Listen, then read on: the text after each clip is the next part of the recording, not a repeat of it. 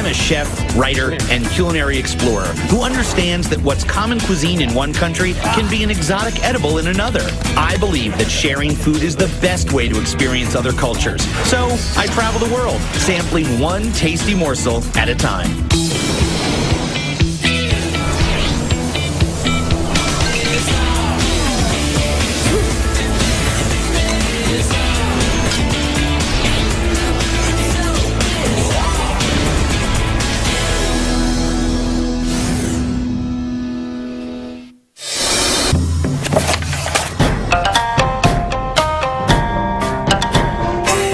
This is Tokyo, a land of contrasts. From businessmen to schoolgirls, temples to skyscrapers, the differences are everywhere. Tokyo is one of the largest and most sophisticated cities in the world. Home to 12 million people, Tokyo's citizens revere tradition while at the same time worship trend-setting. Dining out is a way of life in this city. And while the Japanese take their Nihon Ryori, or traditional Japanese food, seriously, they are very adventurous eaters. Here in Tokyo, if you like getemono or grotesque foods, then the place to come is Memory Alley. And one of my favorite little joints here is a place called the Asadachi, which means morning erection in Japanese. They've got some bizarre foods here. Here at the Asadachi, they serve some of the strangest food I've ever seen or eaten. The men who dine here regularly have their favorites, but being a first-timer, I deferred to the chef to pick the menu.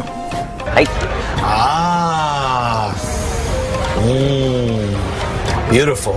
Nothing like a good piece of pig's testicle in the morning.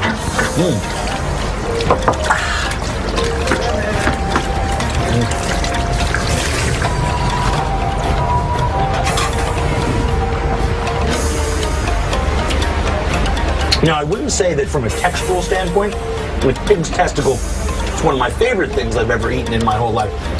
But on the whole, not bad. Not bad at all. Frogs are a popular Asian dish, but we're not just talking frog's legs at the Asadachi. After meeting the next course, Hello. the chef skins it and begins plating. But first, the epitome of the getemono, the frog's beating heart. I've never eaten anything that moved so much. Go for it.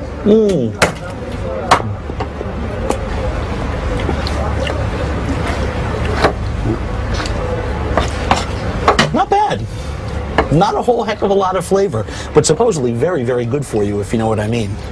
One of the most requested dishes at the Asadachi is frog sashimi. It's supposed to improve stamina and be good for your skin.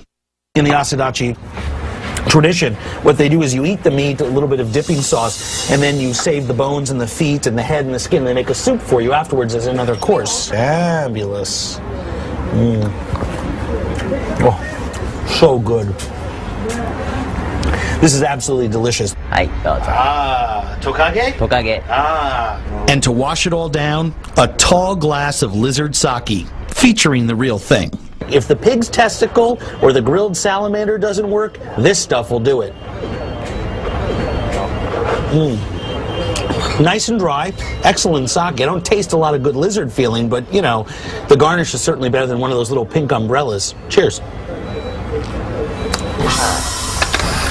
The true getemono connoisseur is proud of his accomplishments. And, following suit, I too get my face on the Asadachi Wall of Fame. Our mission to find strange foods in even stranger places continues. And while these plastic foods may look bizarre, they're nothing compared to what's served in a real getemono bar. One of the most well-known restaurants in all of Tokyo serving bizarre and unusual foods is the 51-year-old Yakihama.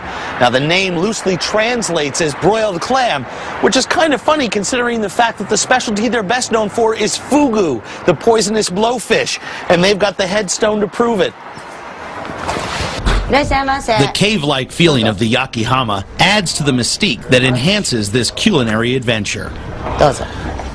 The Getemono experience seems to have more impact if one is introduced to the upcoming course. Like many Japanese and Asian restaurants, the Yakihama has a tank of live sea creatures featuring these giant snails. A good-sized snail in a restaurant like this will bring between $12 and $15 per snail.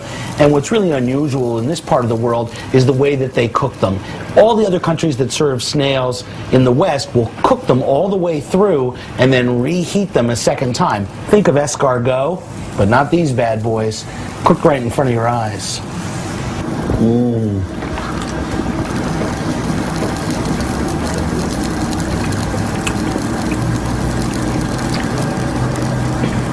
That was yummy. The charcoal flavor, you really get carried through there. It's like a fabulous clam. Very sweet, very briny, not off-putting at all, and the simmering liquid was just fabulous. Oh. The Yakihama has a variety of bizarre offerings, including the deer penis and snake sakis, which are not really my cup of tea. But most come here for the ultimate Getemono dish, fugu, or poisonous globefish. フグでございます。 Fugu. Fugu. Now this is fugu, which is a poisonous blowfish, and only a select number of restaurants in Tokyo actually have a license which is necessary to prepare it, because you could off one of your customers if the poison sac is punctured or the fish is damaged in some way. Now this is the fillet of the fugu fish. This is the egg sac. This is the liver. This is the skin of the fugu, and this is sake that's infused with the smoked and dried fins of the fish itself, and a little bit of the red maple radish in the soy sauce for seasoning. And let's try our fugu.